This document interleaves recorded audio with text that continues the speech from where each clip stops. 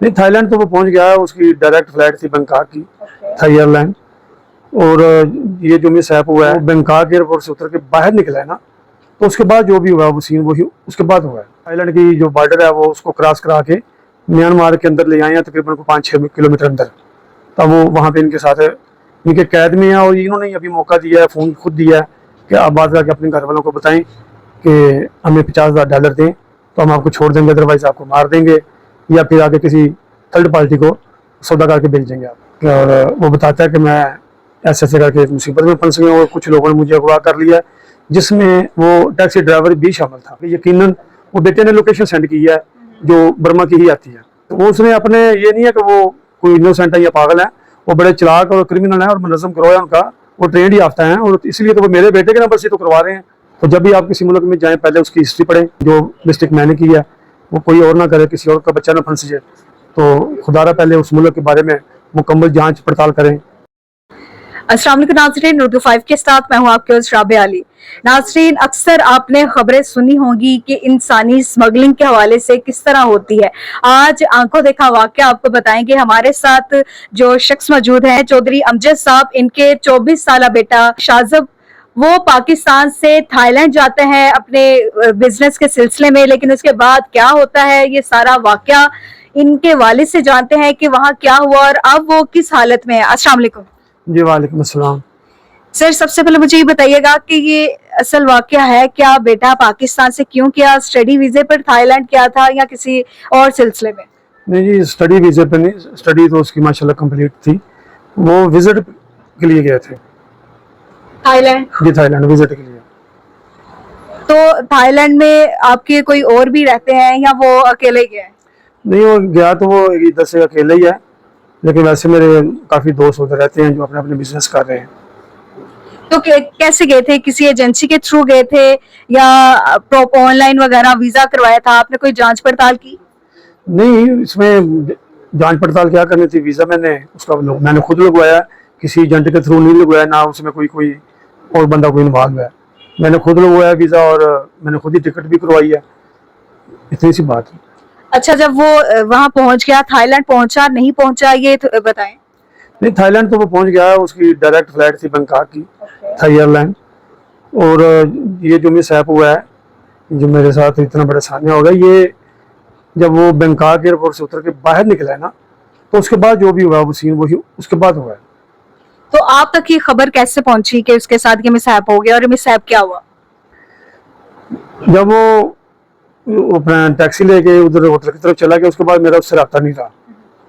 फिर शाम को 7:15 के लगभग उसकी कॉल आती है और वो बताता है कि मैं ऐसे ऐसे करके मुसीबत में फंस गया और कुछ लोगों ने मुझे अगवा कर लिया, जिसमें वो टैक्सी ड्राइवर भी शामिल था। तो और वो उसको थाईलैंड की जो बॉर्डर है वो उसको क्रॉस करा के म्यांमार के अंदर ले आए हैं, तकरीबन को 5-6 किलोमीटर अंदर। तब वो वहाँ पे इनके साथ इनके कैद में है और इन्होंने अभी मौका दिया है, फ़ोन खुद दिया है कि आप बात करके अपने घर वालों को बताएं कि हमें $50,000 दें तो हम आपको छोड़ देंगे, अदरवाइज आपको मार देंगे या फिर आगे किसी थर्ड पार्टी को सौदा करके भेज देंगे आपको।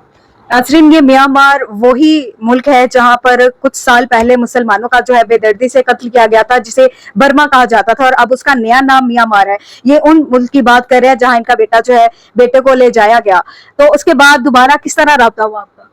बस वही रब्ता, उसके बाद रब्ता नहीं हुआ मेरा, उसके बाद रब्ता नहीं है।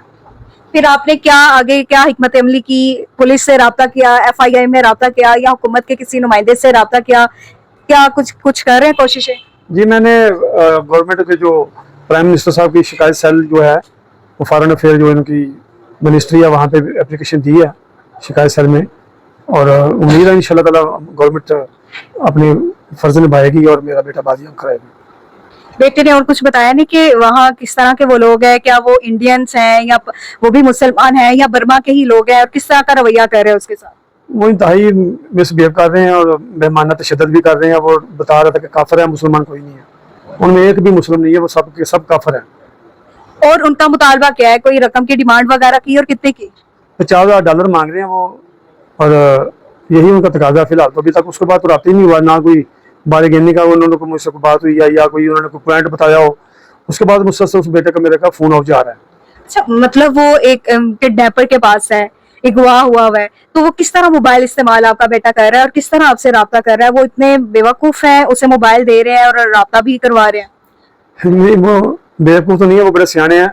वो अपने किसी नंबर से फ़ोन नहीं कर रहे, वो मेरे बेटे के नंबर से ही मेरी बात उन्होंने करवाई है।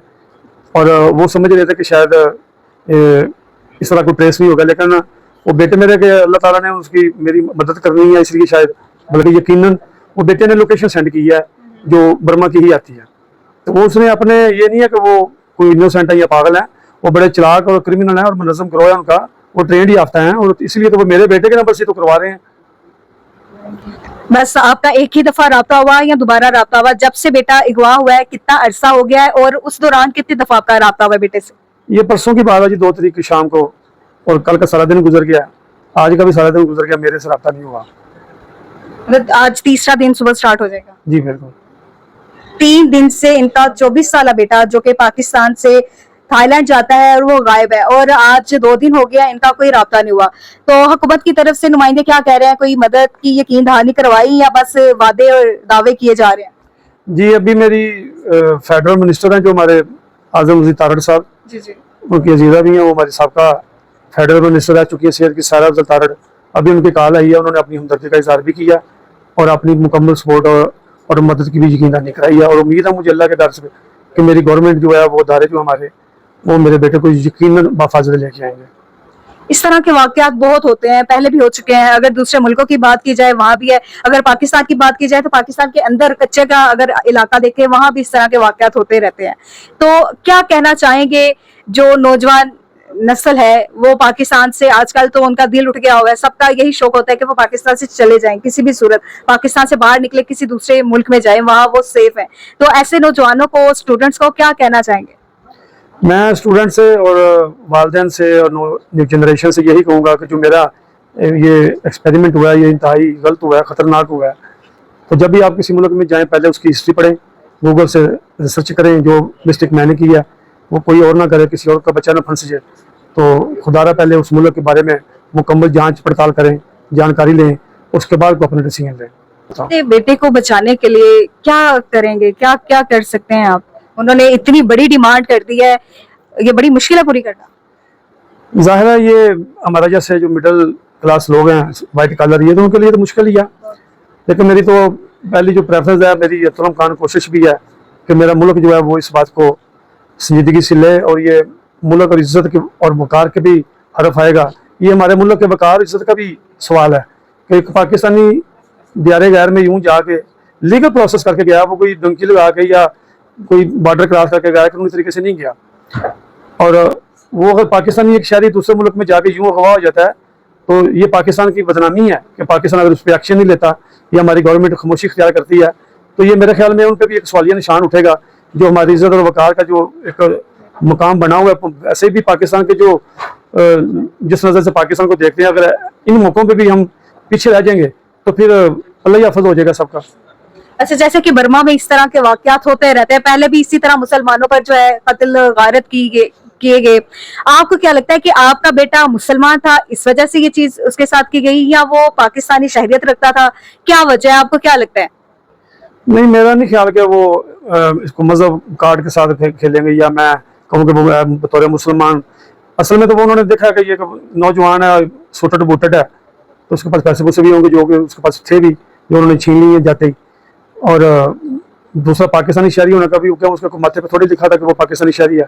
ये जो भी हुआ है, ये उस टैक्सी के साथ बैठने के अंदर गाड़ी में बैठने के बाद जो भी वाकया हुआ है, हो सकता है उनकी आपस में कोई कन्वर्सेशन हुई हो जिससे उसने जज किया हो कि ये मुसलमान है या ये पाकिस्तानी है। उसके बाद ही शो होता है, पहले तो नहीं पता चल रहा कि ये किस मुल्क से बिलोंग है।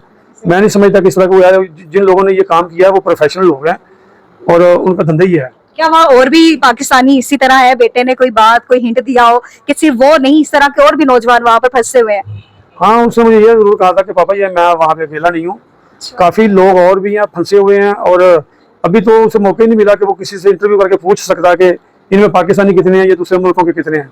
और वो कहता जी इन्होंने मुझे थोड़ी देर उनके साथ रखा है तो मैं थोड़ा सा अग्रेसिव हो रहा था कि मुझे क्यों बांध रखा, मैंने कसूर क्या किया और आप मुझे सर क्यों मार भी रहे हैं।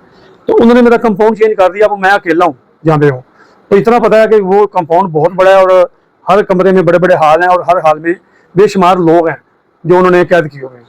तो नाजरीन, आपने अमजद चौधरी साहब की बातें सुनी और आपसे यही गुजारिश है कि एक तो इस वीडियो को लाजमी शेयर कीजिएगा और जो आला ओहदेदार है, हुक्मरान है, उनसे भी यही गुजारिश है कि इस पर लाजमी एक्शन लिया जाए। ये सिर्फ एक पाकिस्तानी शहरी बंदे की ये प्रॉब्लम नहीं है, इस तरह के और भी बहुत से पाकिस्तानी नौजवान और इसके अलावा दूसरे नौजवान वहाँ इस तरह मुश्किल में फंसे हुए हैं, वो जो अपने पाकिस्तानियों की राह देख रहे हैं, अपनी हुकूमत की मदद की राह देख रहे हैं। तो उनसे यही गुजारिश है कि उनकी जरूर मदद करें और ये जो मुश्किल में है इनकी मुश्किल अल्लाह ताला हल करे, हमारी यही दुआ है। तो इसी के साथ मुझे इजाजत है, अल्लाह ने के बाद।